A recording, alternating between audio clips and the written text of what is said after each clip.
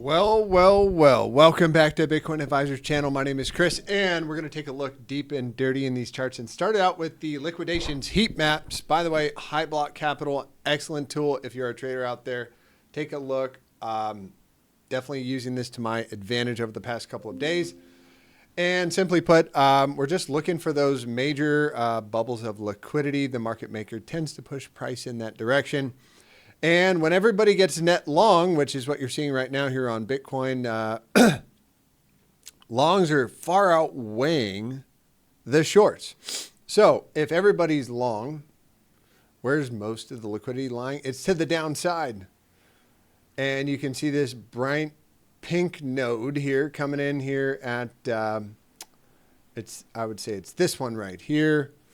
Call it at 58,784. So I'm going to mark that off on my chart here. I'm going to mark it off on the chart here. Where is the chart?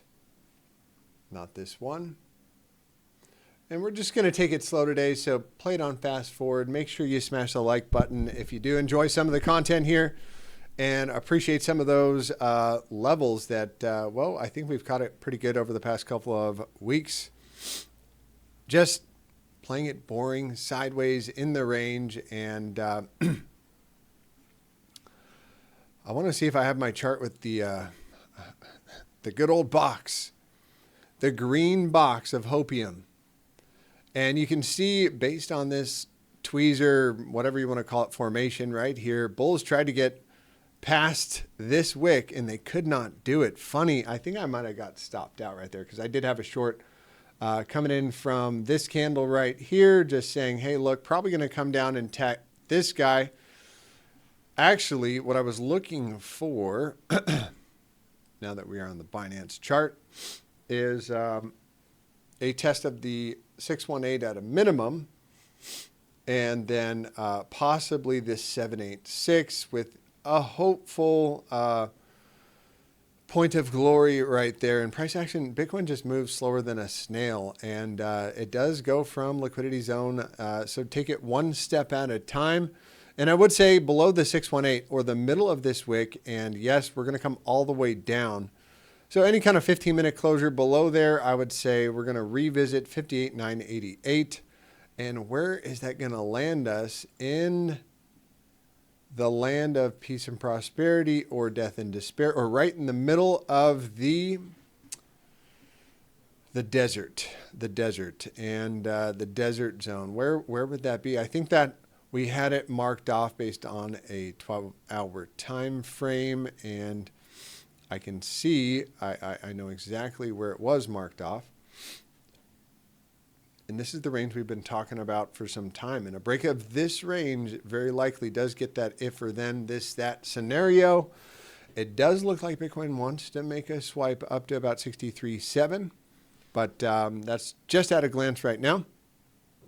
And again, this is a 12-hour time frame. And I do think both of these, bright red and blue candles are going to get swiped. Those are the highest volume candles, looking 10 candles back, I think the setback. So that's why it turned bright red, because it was more volume than the past prior 10 candles. All right, enough said there. Price likely gravitates up there. And can we match that up with the bubble here? No, I don't think so, because this is just based on a 5-minute time frame. That's at 63,000 at there. And so on the first pass, swiping this liquidity up here, probably going to get rejected one more time. And a short-term rejection off of this 100x liquidity right there. By the way, if you want to get access to that indicator, there's a link in the description below. I believe there's a 30-day trial. All right, enough said there. Taking a look, again, at the if, then, this, that scenario. And what have we been talking about? Something like this, which I can see I have the wrong tool pinned on my bar here. I'm going to get rid of that. But for time's sake, this would be the second scenario.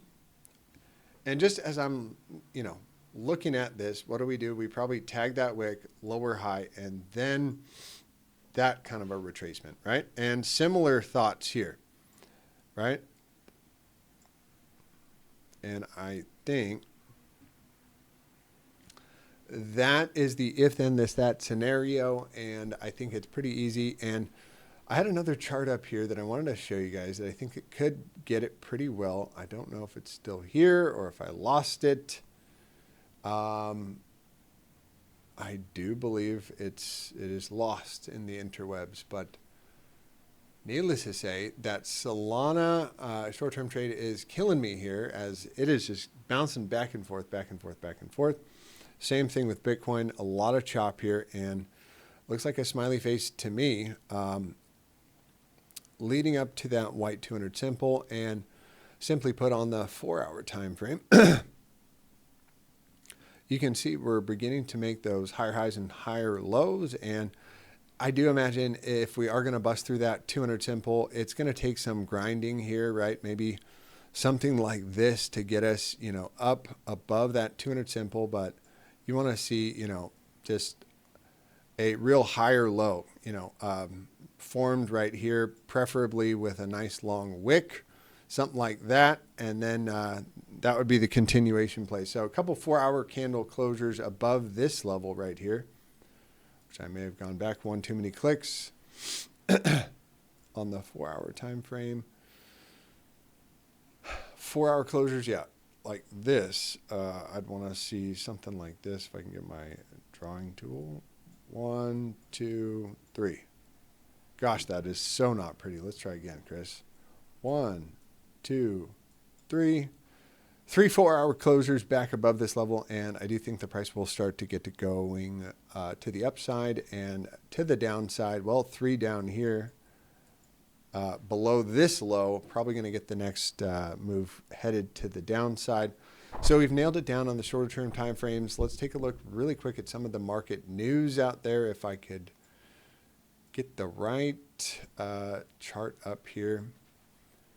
And what did I have first up on the the list here that I thought was fairly interesting? Bitcoin ETF exposure, hedge funds, Citadel Investment Group, Bridgewater, not yet, but what are the big hedge funds holding the most?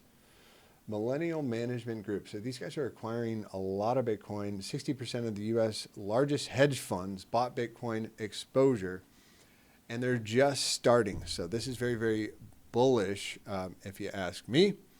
Next one I wanted to bring up was the liquidations heat map. Just checking it out here. That major liquidity is coming in to that. Yeah, that's the white 200 simple right there, just below $62,000. So, if Bitcoin pushes up there, you probably see some of the major altcoins get a nice push as well.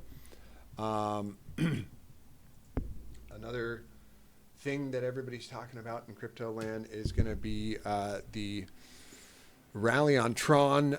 Tron is basically up only this year and has generated the most fees out of any crypto protocol over the last 90 days. And there is a bit of a meme, probably late to the party, but meme coins are apparently exploding on the Tron chain.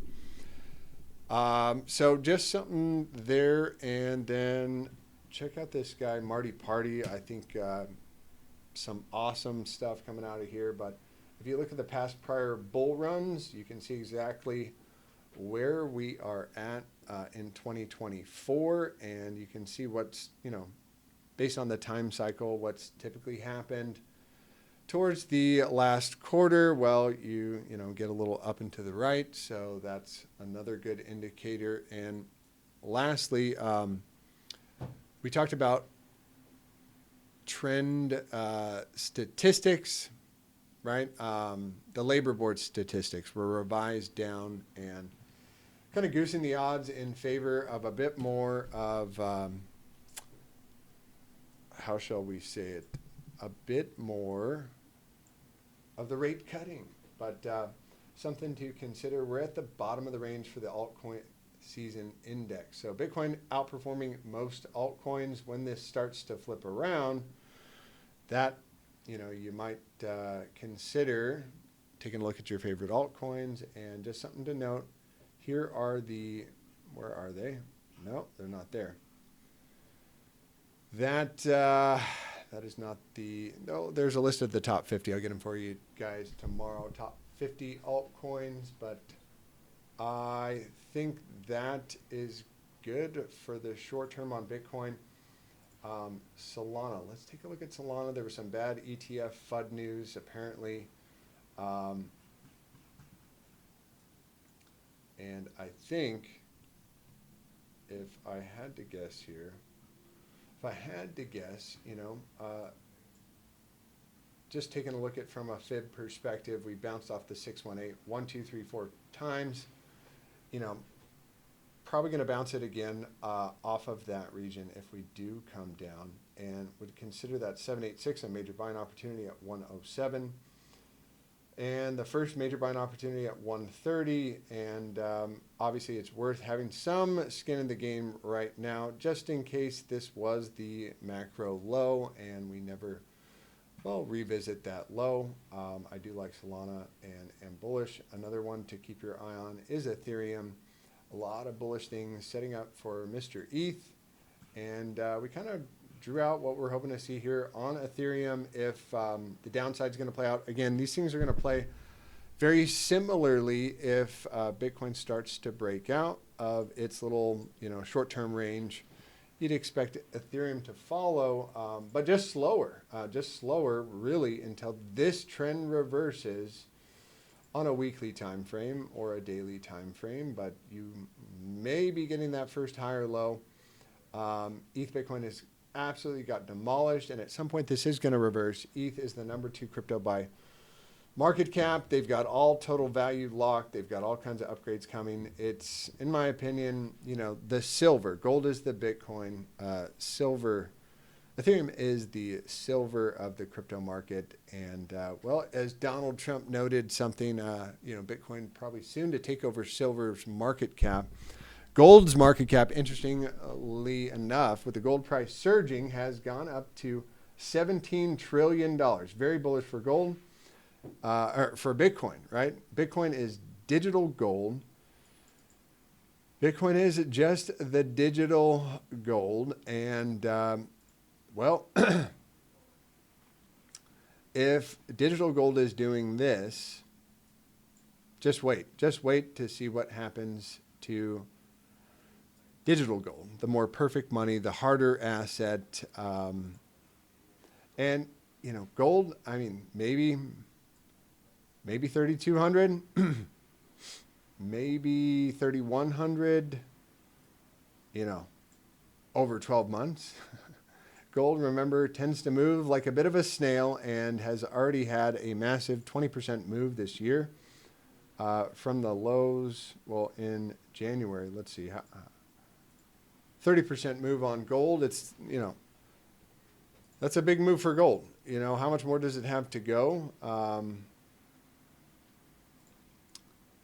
Who knows? We will see. We will see. Is World War III around the corner? I don't know. Democratic thing last night absolutely scares the pants out of me. But needless to say, I wanted to get back to you guys. I wanted to make a quick little video and say we're still stuck in the range, still trudging the road of slow destiny. And until we get the breakout in the shorter term time frames, starting it out with that 4-hour time frame, we could expect probably more of the same. And, bearish divergences are playing out. So, for us to get one more swipe down to 57,000 and then pick it up and not out of the question, almost looks like an inverted head and shoulders. I don't know if I'd call it that. It's a little bit too sloppy, but, don't want to start to see closures back below 57.6.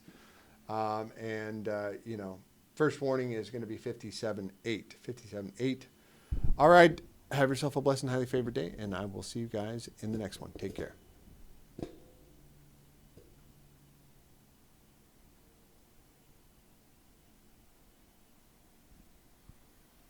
Come on. Here we go.